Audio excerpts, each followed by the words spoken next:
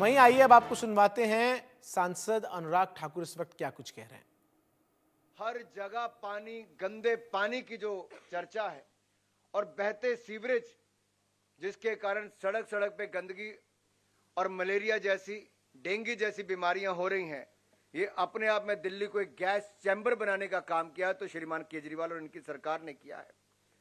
साथियों, आज हमें दिल्ली को बचाने का समय आया है और दिल्ली को हमें केजरीवाल जी के भ्रष्टाचार और पोल्यूशन, इन दोनों से बचाना होगा। और मैं केजरीवाल जी से निवेदन करता हूं कि कृपया करके यमुना जी में जाकर डुबकी जरूर लगाएं और आपने जो वायदा किया था कि 2025 तक यमुना जी साफ होंगी, आप उसका उदाहरण दिल्ली की जनता को दें। यमुना जी कितनी साफ हुई कि नहीं हुई, पूर्वांचल के लोगों को जरूर बताएं। क्या वो छठ पूजा को अगले साल भी हम मना पाएंगे कि नहीं मना पाएंगे? क्योंकि आम नाम की जो पार्टी है, आम आदमी पार्टी जो है, इसमें मैंने पहले कहा आम नाम कुछ नहीं है, ये काठ की नहीं पाप की हांडी है। और ये पाप की हांडी 2 बार चढ़ चुकी, तीसरी बार हम चढ़ाने नहीं देंगे। दिल्ली की जनता ये पाप की हांडी को यमुना जी में विसर्जित करके आएगी।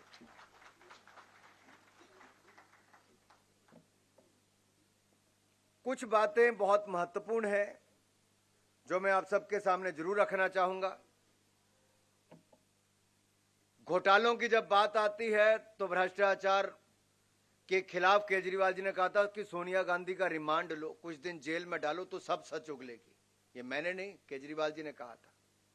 और इनकी सरकार में एक नया काम हुआ, जल बोर्ड घोटाला, क्लासरूम घोटाला, मोहल्ला क्लिनिक घोटाला, वक्फ बोर्ड घोटाला, शराब घोटाला, डीटीसी घोटाला, श्रमिक सहायता घोटाला, विज्ञापन घोटाला, हवाला घोटाला, ऐसे 9-10 घोटाले इन्होंने कर दिए। 10 साल में 10 घोटाले कर दिए।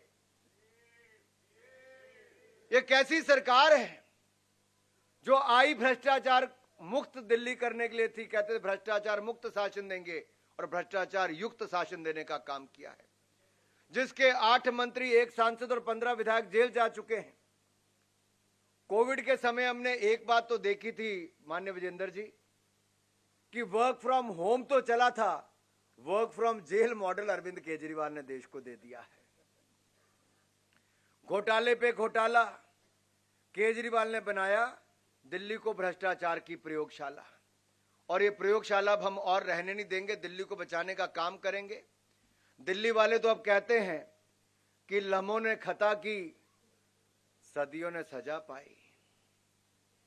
एक बार केजरीवाल पर भरोसा किया और 10 साल उसका आपने भुगतान किया है। अरविंद केजरीवाल जी, आज अगर आप दिल्ली की गली गली में जाओगे तो लोग एक ही कहते हैं, अरविंद केजरीवाल भ्रष्टाचारियों के यार हैं और दिल्ली के गुनाहगार हैं।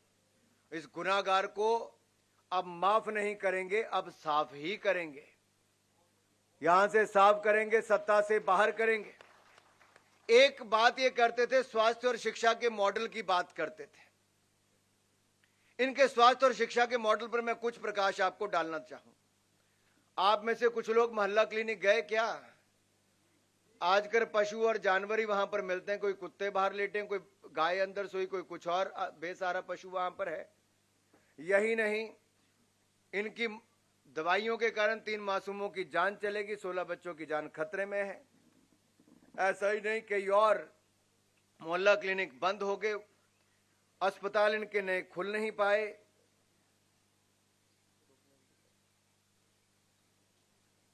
और तो और ऐसे अनेकों अगर इनके आप काम देखेंगे, बड़ी लंबी फहरिस्त यहां पर है।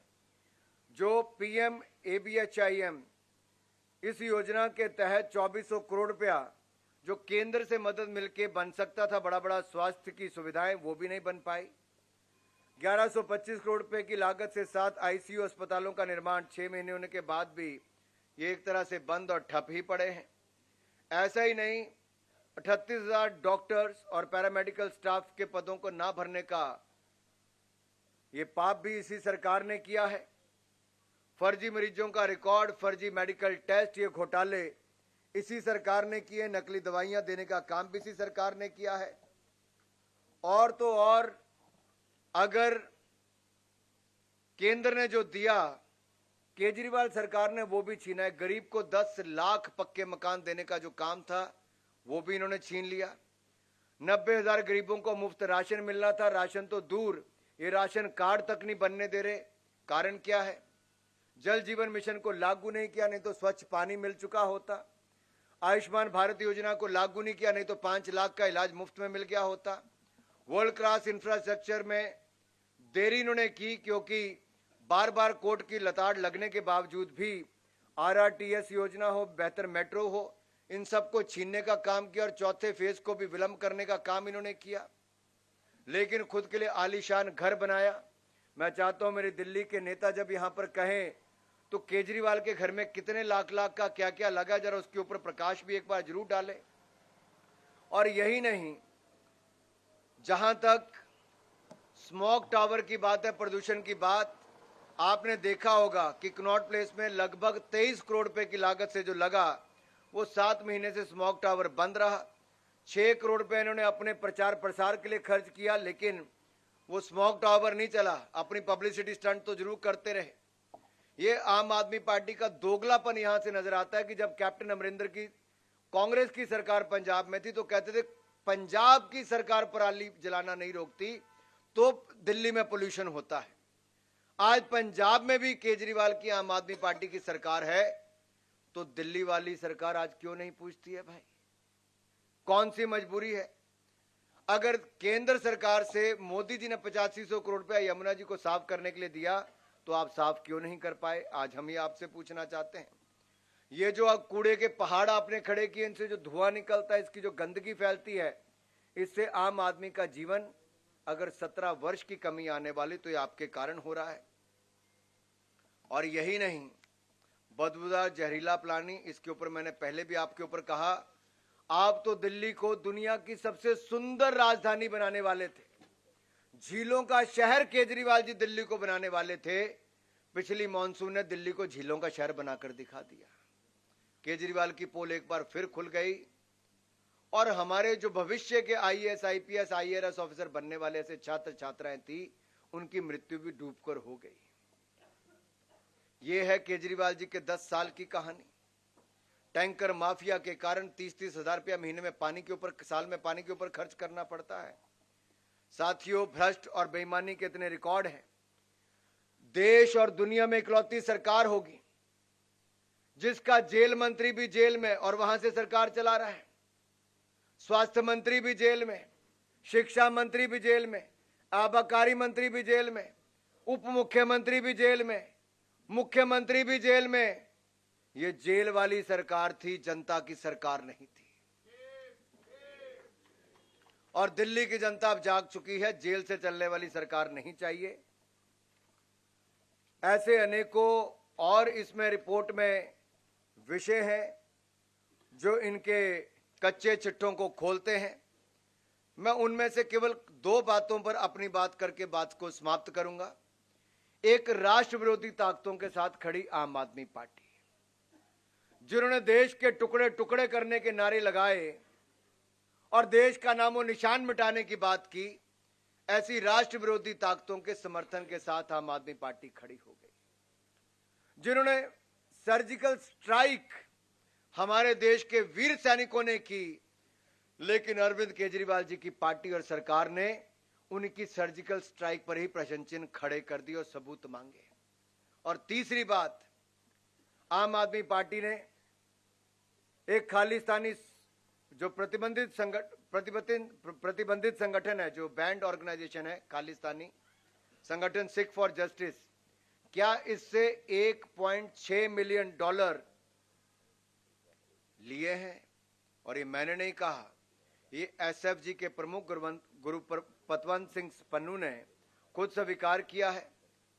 और यही नहीं, इनके एक सांसद ने लंदन में जाकर, एक ब्रिटिश सिख सांसद जो लगातार अलगाववादी समूहों को समर्थन देती रही, उनके साथ मुलाकात करने का काम किया।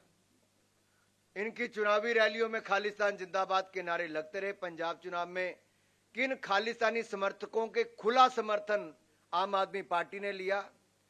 और अब जिसको अरविंद केजरीवाल ने अपना सीट पर बिठाया है, ऐसी आतिशी जी के माता पिता तो 4 कदम और लांग गए। आरती जी, जो संसद पर हमला करने वाले अफजल गुरु हैं, जिसको देश की जनता चाहती थी कि फांसी पर चढ़े, लेकिन आतिशी के माता पिता चाहते थे उनको फांसी की सजा माफ हो जाए।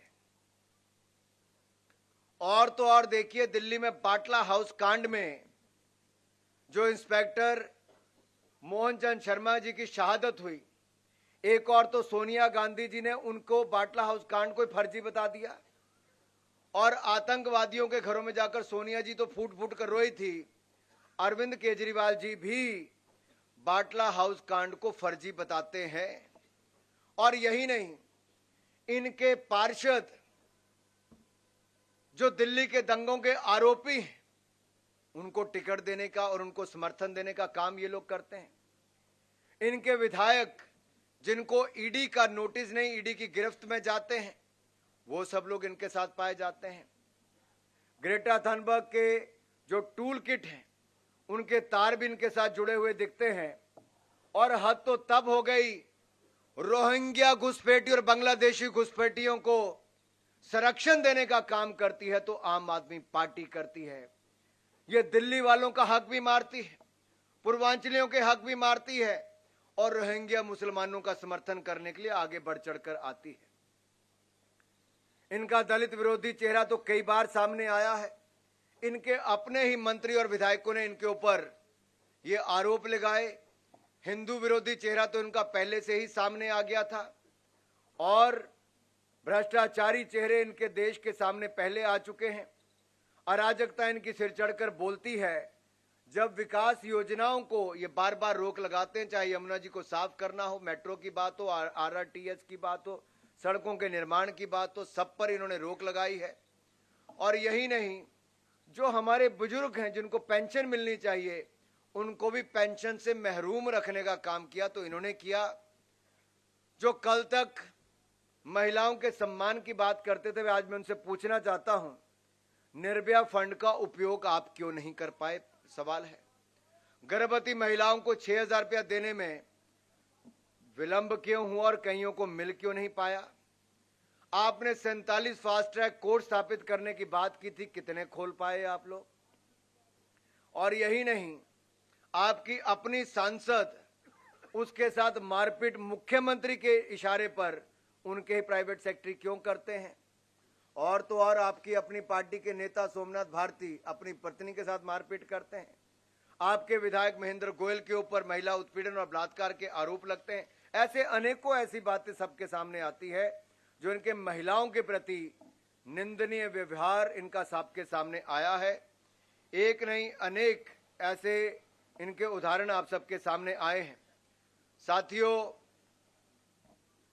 10 साल दिल्ली की जनता ने ऐसे देखे हैं जिसमें दिल्ली की जनता अपने आप को ठगा हुआ महसूस करती है।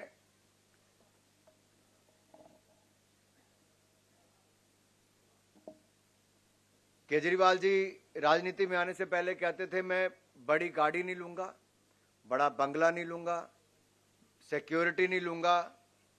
वैसे तो 2 बेटियों की कसम खाकर आए थे कि राजनीति में ही नहीं आऊंगा, कांग्रेस का हाथ नहीं थामूंगा।